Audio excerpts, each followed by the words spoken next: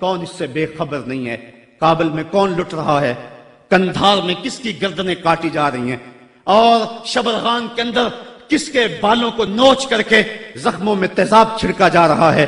غزہ کی پٹی میں کس کے بچے ذبح کیے جا رہے ہیں؟ موصل میں احمد کس محمد بن قاسم کو پکار رہی ہے؟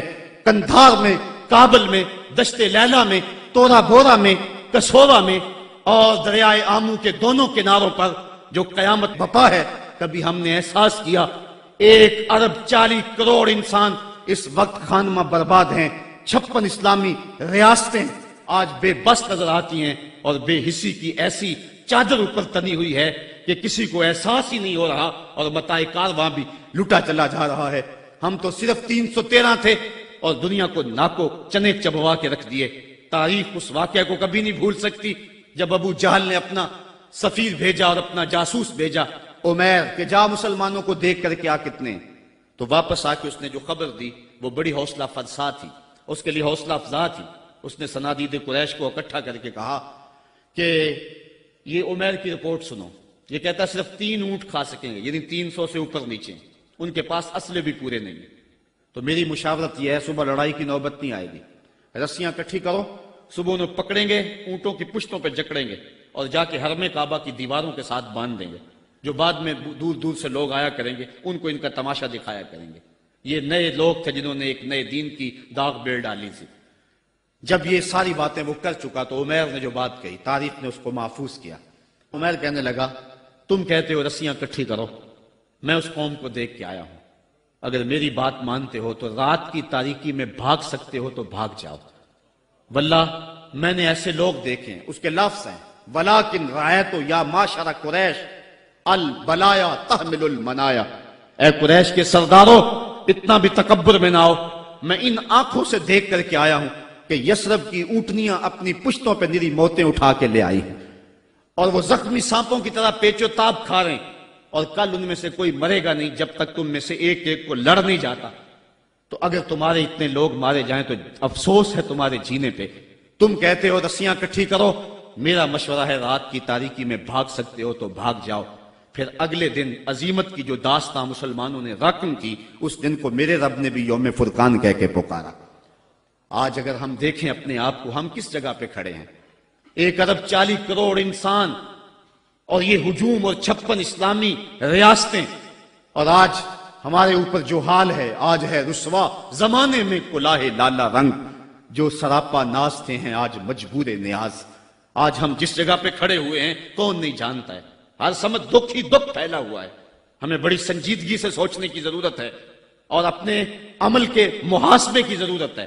یہ پچھلے دن گجرانوالہ میں بھی سڑکوں پہ لوگ نکل آئے تو میں بھی لوگوں میں شامل تھا، اور کون شخص ہے کہ جس کو امریکہ کے ساتھ ہمدردی ہوگی اور بش کے لیے دل میں کوئی نرم گوشہ ہوگا؟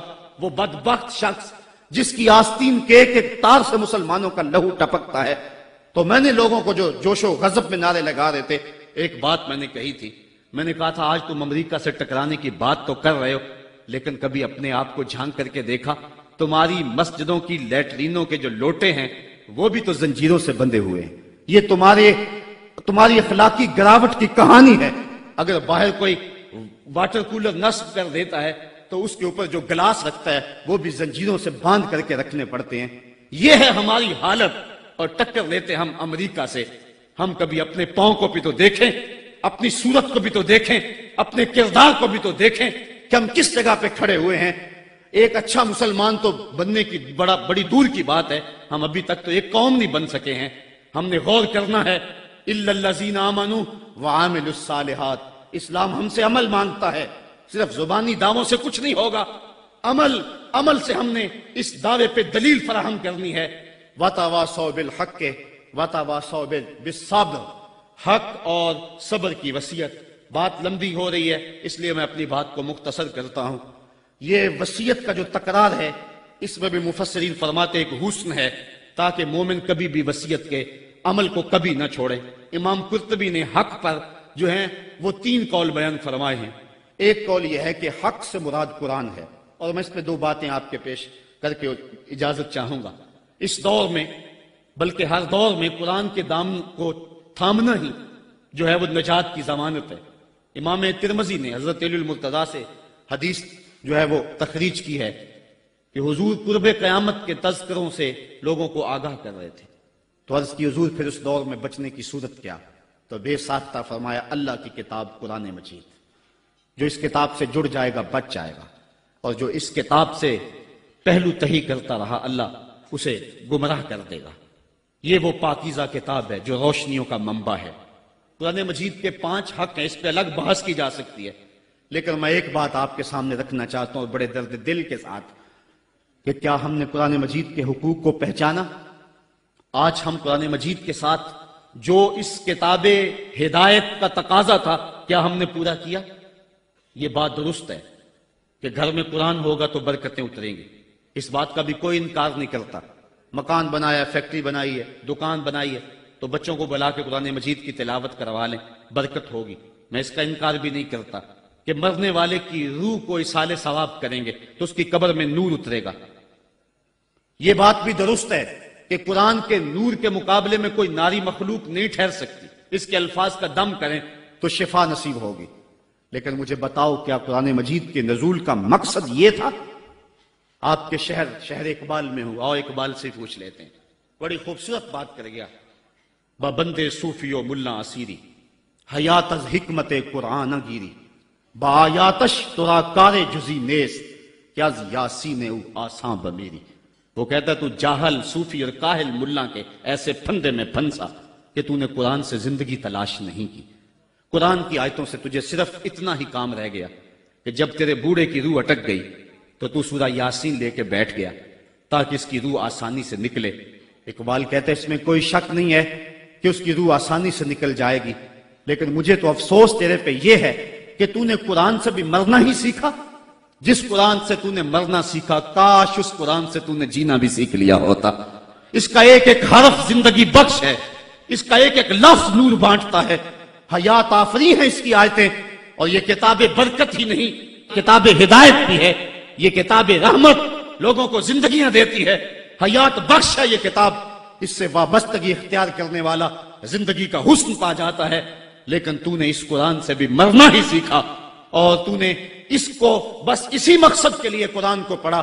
کاش اس قرآن سے تو نے جینا بھی سیکھ لیا ہوتا اور زندگی کا حسن اس سے کشید کر لیا ہوتا. وَتَوَاصَوْا بِالْحَقِّ، حق سے مراد جو ہے وہ قرآن ہے. وَتَوَاصَوْا بِالصَّبْرِ، اور صبر سے مراد ایک تو دکھوں پہ صبر ہے، شدائد پہ صبر ہے. اور امام قرطبی اور امام رازی اور دیگر ائمہ تفسیر لکھتے ہیں اس سے مراد عبادت پر تسلسل یہ بھی مراد ہے. صبر سے مراد استقامت علی الدین بھی مراد ہے، اور صبر سے مراد جو ہے وہ مشکل حالات میں دین کے دامن کو تھامے رکھنا یہ بھی مراد ہے. آج میری اور آپ کی حالت یہ ہے کہ آج ایک فیشن کے طور پہ یہ بات کہی جاتی ہے جی دین پہ چلنا بڑا مشکل ہے.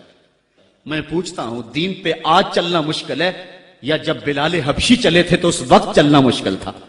آج تو ہم مسجد میں آئے تو قالین بچھے ہوئے تھے، گرم پانی دستیاب تھا، ہیٹر چل رہے تھے، اور ہم کہتے دین پہ چلنا بڑا مشکل ہے.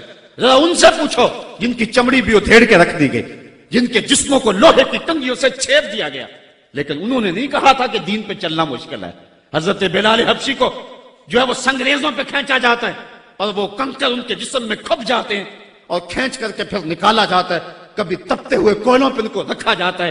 امیہ بن خلف چنگاڑتا ہے بلال رک جاؤ چمڑا ادھیڑ دیں گے، لیکن بلال مسکرا کے کہتا ہے تو تر شروع ہو کے گالی ہزار دے، یہ وہ نشہ ہی نہیں جسے ترشی اتار دے. اور بدنامی سے بڑھتا ہے محبت کا جنون، نشہ اتنا ہی تیز ہوتا ہے جتنی ہوا لگتی ہے. تو جو کرنا ہے کر.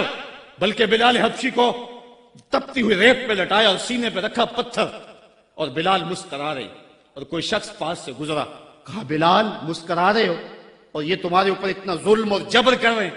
تو بلال حبشی نے جو جواب دیا، کہا تم بازار میں جاتے ہو نا مٹی کا برتن خریدنے، تو اس کو بھی ٹھونک بجا کے دیکھتے ہو کہ اس کی آواز تو ٹھیک ہے کہیں کچا تو نہیں ہے. کہا تم تو برتن بھی خریدتے ہو تو ٹھونک بجا کے دیکھ